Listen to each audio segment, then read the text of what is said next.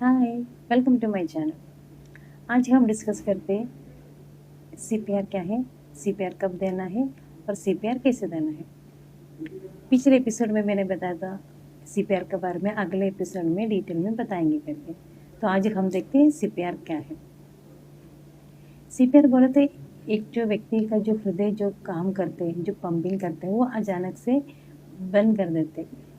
ऐसे टाइम पे इंसान बेहोश हो जाते या फिर कोई सांस नहीं लेते या फिर सांस लेने की जो प्रक्रिया है अब नॉर्मल हो जाते हैं, जैसे कि गैस्पिंग रेस्पिरेशन बोलते हैं, या फिर अपन बुलाने से या फिर उसको हिलाने से वो हिलते नहीं।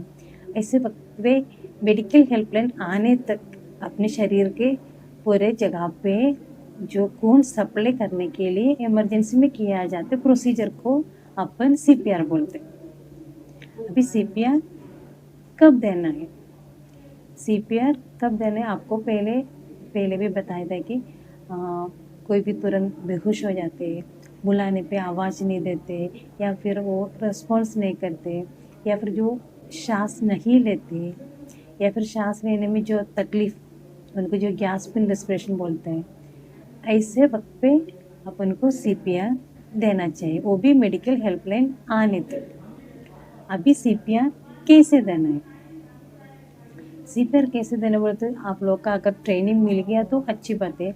अगर जिसको सीपीआर करना नहीं आता उनके लिए साधारण भाषा में मैं आपको बोल रही, अगर आपके सामने कोई भी व्यक्ति बेहोश हो गए या फिर आवाज़ से वो उठ नहीं रहे या फिर हिलाने से हिल नहीं रहे, सांस नहीं ले रहे, ऐसे वक्त पे आपको अपना छाती का बीच में या अपने दोनों साइड में जो ब्रेस्ट है, जो अपने निपल्स है, उसका बीच में आपको आपके दोनों हाथ से मजबूत और तेज कंप्रेशर इसको दबाना है।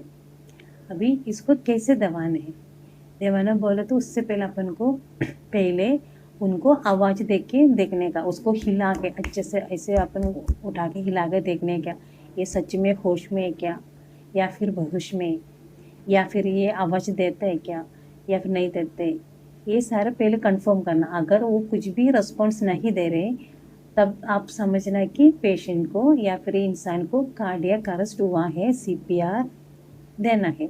तुरंत मेडिकल हेल्पलाइन को कॉल करना है, उसके बाद सीपीआर देना है। अभी सीपीआर देने का तरीका ऐसे कि आपको सीपीआर देने के लिए आपको हाथ को लॉक करना पड़ेंगे, जैसे इस तरह लॉक करना पड़ेंगे, क्योंकि ये अपने दोनों हाथ में अपनी पूरे वजन, अपनी पूरी ताकत दोनों हाथ में आना चाहिए।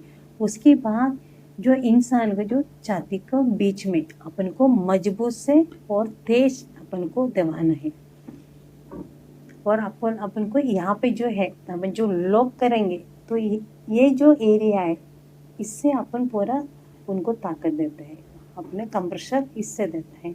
तो अभी देख लो, मान लो अगर मैंने ऐसे लॉक किया, मेरे सामने एक पेशेंट है, मैंने हाथ ऐसे रख दिया पूरा छाती के बीच में और अपने दोनों हाथ मोड़ने को नहीं होना, मुड़ गया तो अपने पूरी ताकत अपने हाथ में नहीं आएगी। तो अपन को जोर से अपन को हाथ ऐसे स्ट्रेट रखना है उनके छाती के ऊपर में, फिर कंप्रेस करना है ऐसे जोर से और तेज से।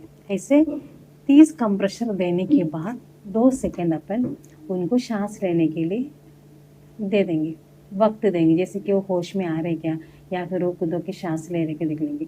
अगर मान लो उसने नहीं किया तो फिर वापस तुरंत आपको ये प्रक्रिया जो मेडिकल हेल्पलाइन आने तक आपको करना है, जैसे कि आपने एम्बुलेंस को कॉल किया होगा या फिर किसी डॉक्टर को कॉल किया होगा, जो वाट एवर आपने आपके वक्त के हिसाब से आपने कौन सा मेडिकल हेल्पलाइन लिया वो आने तक आपको ये प्रक्रिया वापस करना है।